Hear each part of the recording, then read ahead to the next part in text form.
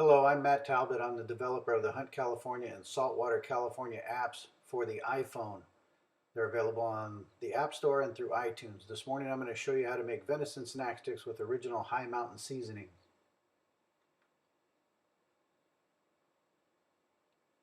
The first step is to remove fat, gristle, tendons, veins, silver skin, etc. from your venison. You want to end up with lean red meat. You're not going to be able to get it all, but do the best you can. Some of this stuff can tend to make the meat taste a little gamey, especially if it's mule deer that's feeding in sage areas.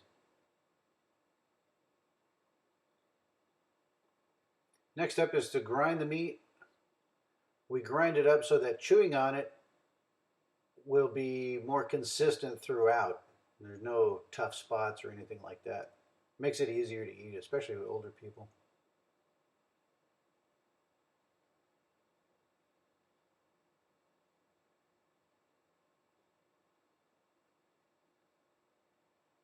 Having ground meat also helps the seasoning penetrate all the way through, consistently through your finished product.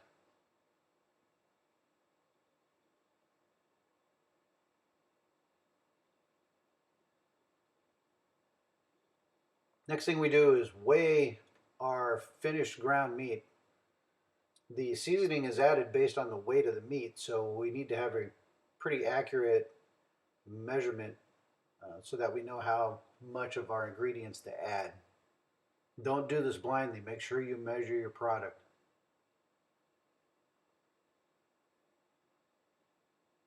We ended up here with about 6¼ pounds.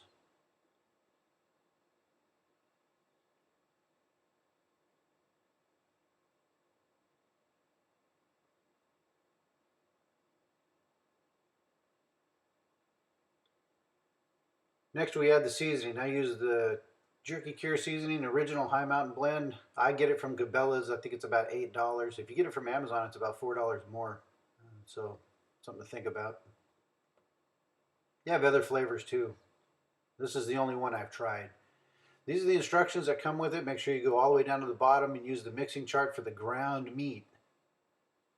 In this case, it's we'll do 4 pounds plus 2 pounds and a couple pinches more for the extra ¼ pound that we have in there.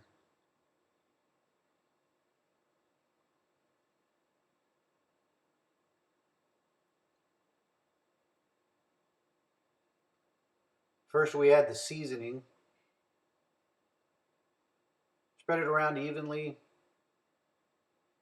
Might want to even turn the meat over a couple of times to get it distributed. We're going to pour water in it here in a second. That'll make sure everything gets distributed. We're going to mix it up.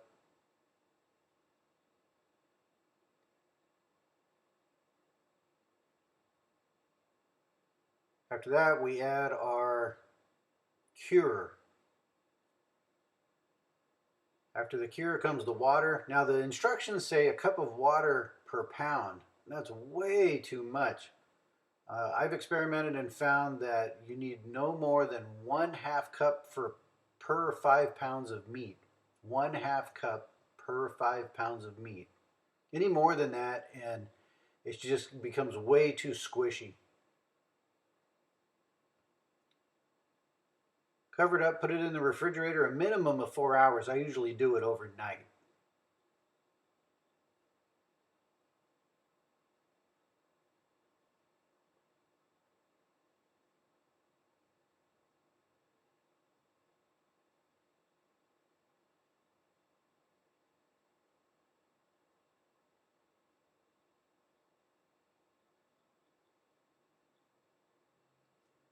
Okay, after it's been in overnight, we get out our jerky shooter. This one's by Camp Chef. This thing's bulletproof. I put, I don't know, probably hundreds of pounds of meat through this thing, and it's hardly shown anywhere.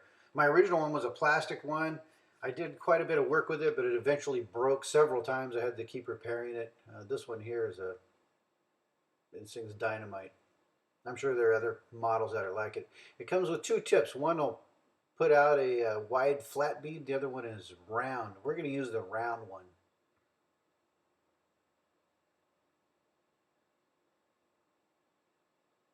We take the tube and pack it full of meat. This thing's kind of like a caulking gun, so you're just going to fill this tube completely up.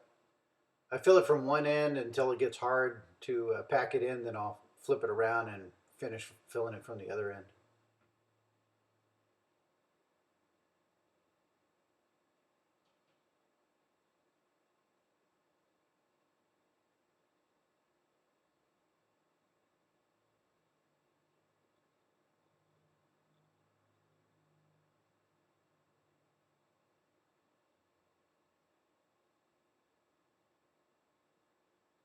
These are the dehydrator racks.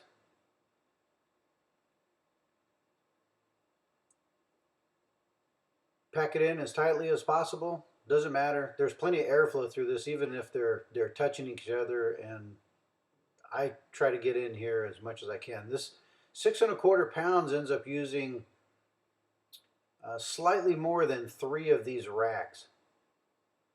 So you could probably do, I'm thinking around 8 pounds on 4 racks. Now this meat, when it comes out of the bowl, it's really sticky, which is kind of nice because it holds together real well. And then when you eat it, it kind of has a snap to it, kind of like there's casing, but of course there's not. You can see some of the white, how I didn't get all of the fat and silver skin, etc. Like I said, you're not going to get it all. You're going to do the best that you can, but some of it's going to just be too time consuming to get it all out of there. Once you get the biggest parts, the majority of it, the rest of it's really inconsequential. You're not going to taste it or really tell that it's there at all.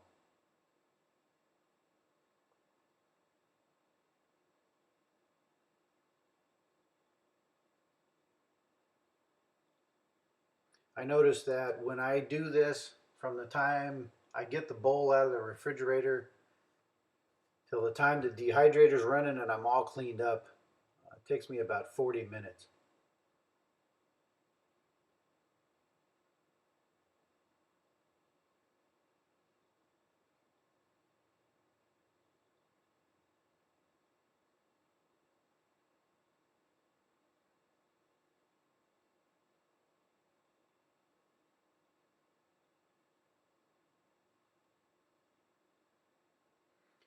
Now I use a Garden Master dehydrator from American Harvest. These things are available on Amazon for I think about $110, $120, somewhere around there.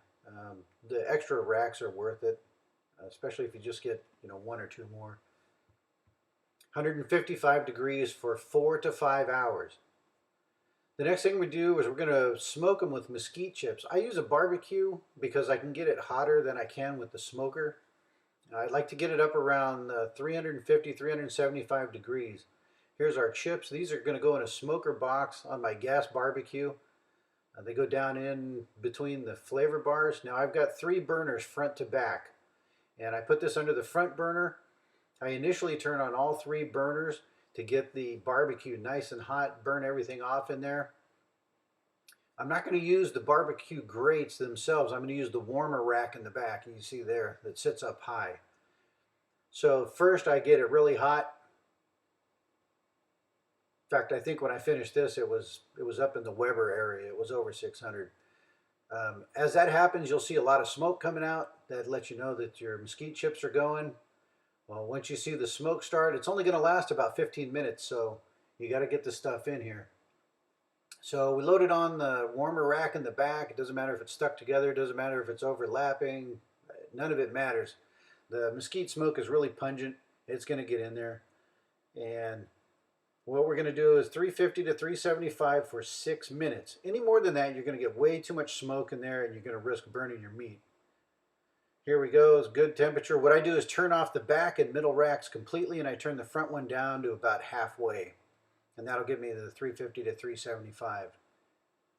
After 6 minutes, I take it out, put it back on a dehydrator rack, and let it cool down, all the way cool down to room temperature. Next thing we do is bag it up, and I keep it in the refrigerator. You probably don't have to, but it keeps very well that way. So that's how I make snack sticks. Play around with it, do your own thing, and good luck to you. I hope you enjoy it. Make sure you check out our apps.